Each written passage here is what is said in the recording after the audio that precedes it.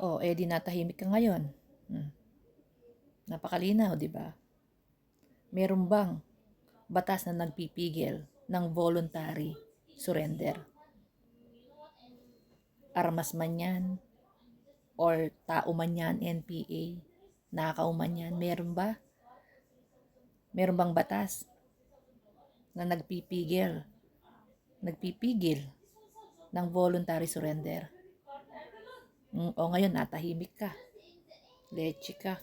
Nagvo-voluntary surrender ng mga ninakaw, ayaw mong tanggapin. Gusto mo, after court pa. After court pa, ang gusto niya. Na malamang after 10 years pa yan, baka or 15 years, 20 years bago matapos. So, hindi natin alam kung buhay pa tayo nun bago matapos yung kaso. Sa laki po ng kaso ng scandal na yan, ng kaso na yan, marami pang madadawit. Gusto niya, hintayin pa yun. Gunggong nga eh. Lawyer pa yan ha. I'm a lawyer daw. Sabi niya, I'm a lawyer. Eto na nga. Hanggat maaari, makuha natin yung mga ninakaw.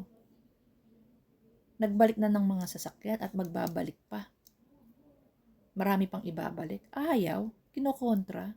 After judgment daw. After court daw. Kaya ayaw siyang patulan ni Remulla eh. Nanahimik siya kay Kiko Pangilinan. Gunggong eh.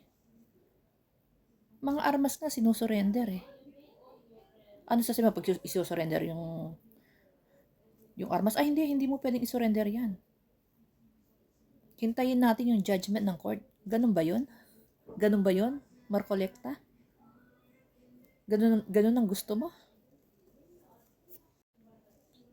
Act of sincerity yan. Pakikipagtulungan.